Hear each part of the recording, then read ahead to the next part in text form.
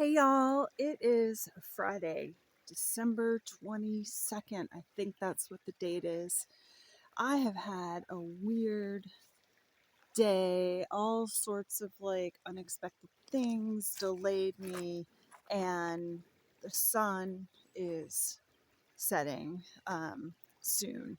So I'm trying to make a commitment to myself to do this once a week, to take a walk, be around this body of water and this beautiful scenery.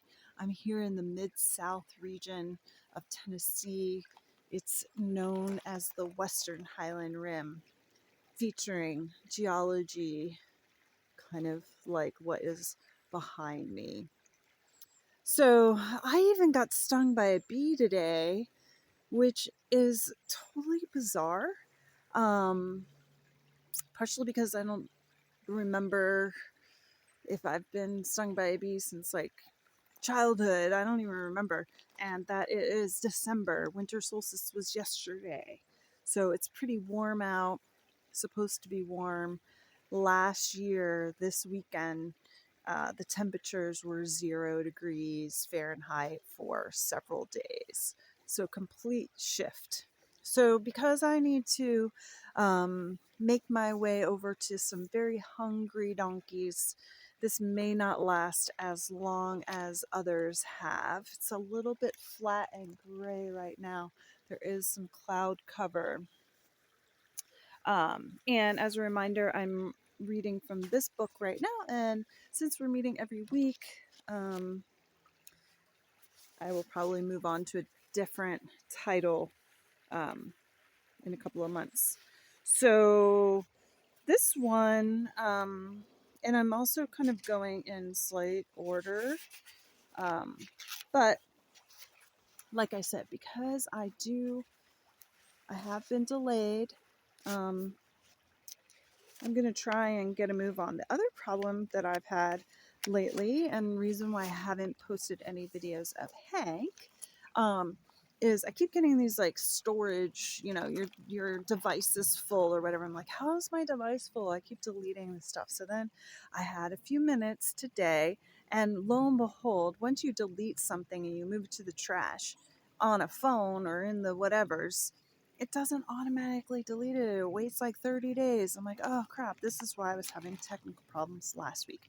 So I did accomplish that today as well.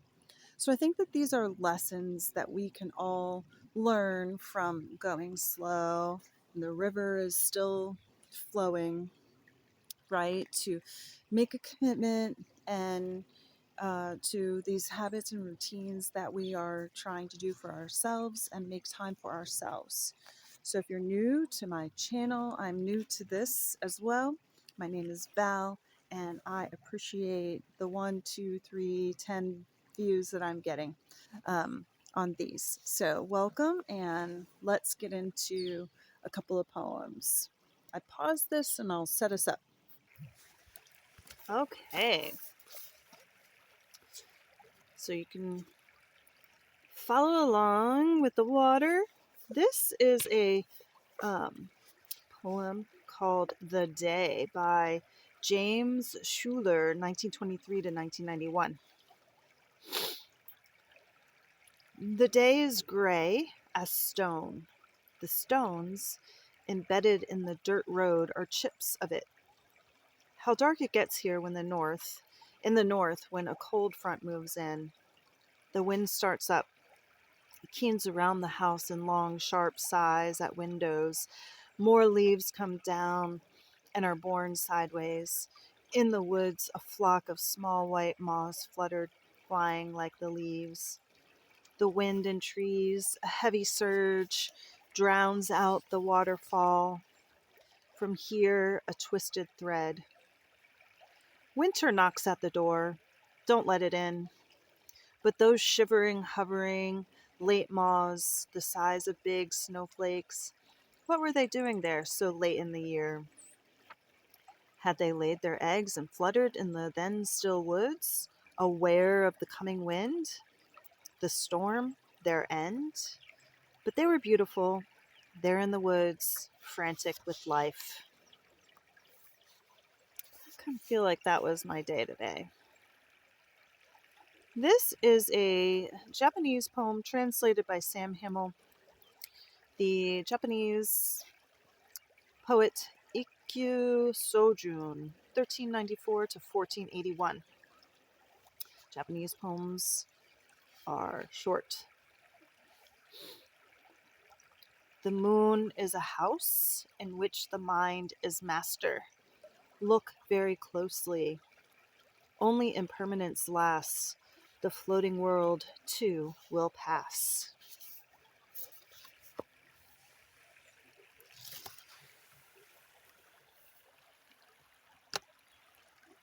I think those are really great words to just think about and dwell on over the weekend.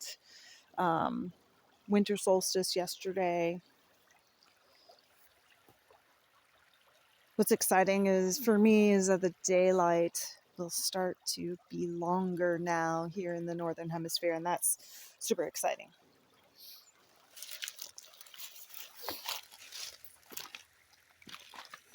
Landmark, the mushrooms on the tree.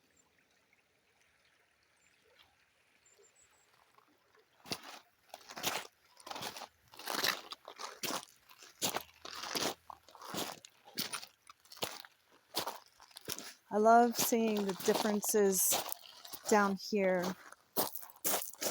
like this. You can tell that this has been, the water has been higher here recently. Next week, it's going to rain a lot. So I will get down here when I can next Friday to celebrate the end of a long, rough year. I don't know if it's been rough for y'all. It's been tough and rough in different ways than things have been tough and rough for me in the past. So I'm really ready to put all of this behind me. Beautiful reflections. Starting this weekly rhythm and routine and moving it into the new year. And maybe able to watch all these changes and sharing it with you. These large leaves, I found out, are sycamore trees. I believe this is a sycamore tree. You can tell by the little fuzzy thing there. They grow very big, which is, I've found them in other places where I don't want them to grow very big, so I'm working towards that. Oh, look, here's a cool mushroom.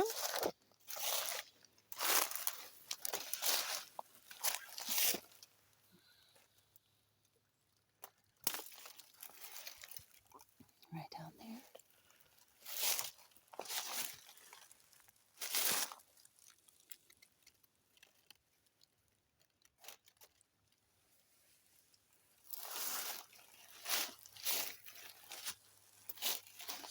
I'll have to remember that. Look it up.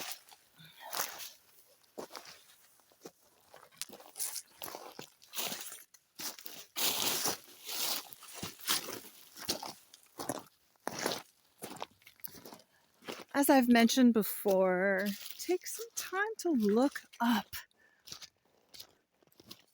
Look at this sycamore, I believe this tree to be, with all of its little round seeds. It kind of looks like a bare Charlie Brown Christmas tree. Nature brings us joyous things, even if there's no leaves on the trees. Like that one down there is really cool how white it is.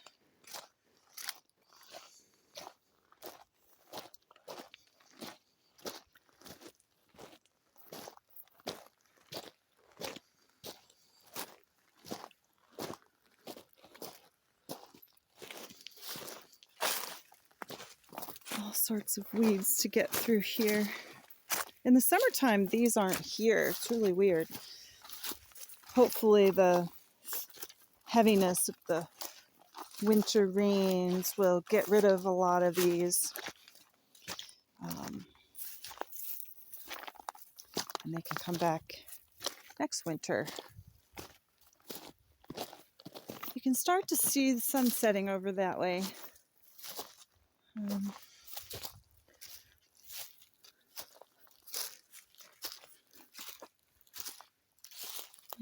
I love how this is like hanging, almost looks like a mobile over a baby's crib. So delicate. And not a lot of wind today at all. But it's weird, like the temperature changes, and like you can be walking through pockets and all of a sudden it's warmer or colder, and I just think that's just so fun.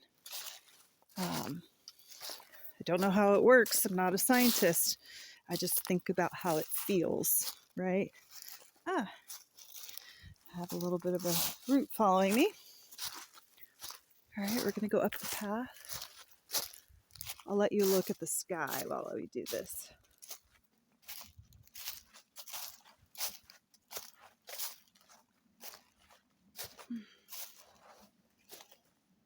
It's a Stairmaster.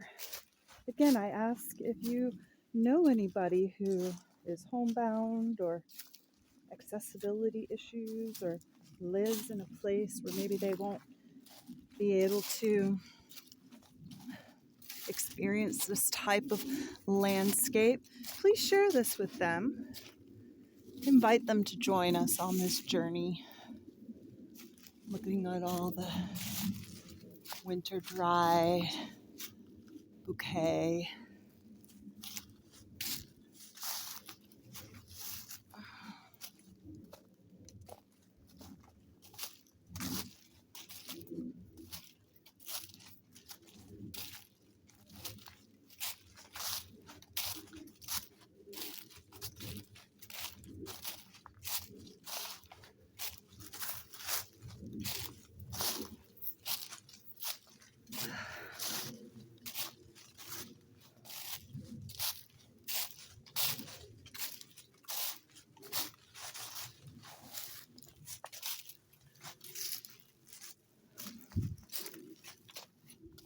The roots and the rocks.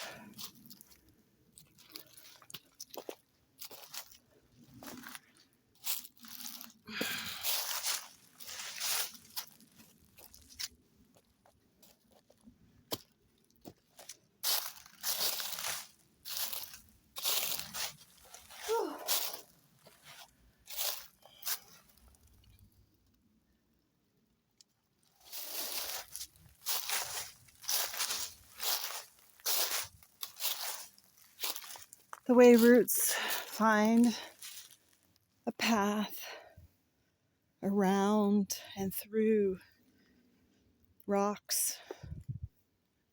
It's pretty interesting life lesson there too.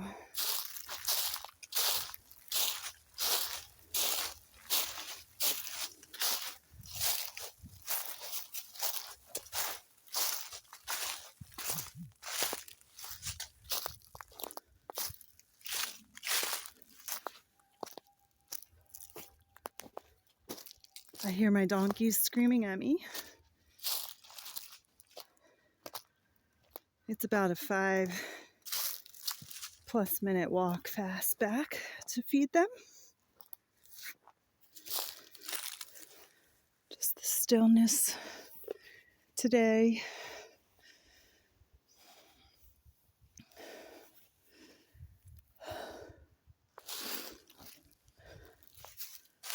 A subtle breeze.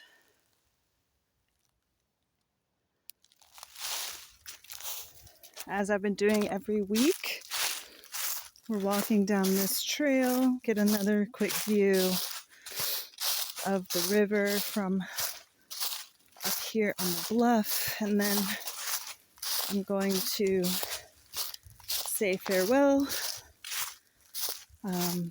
go feed donkeys, and then upload this video for you.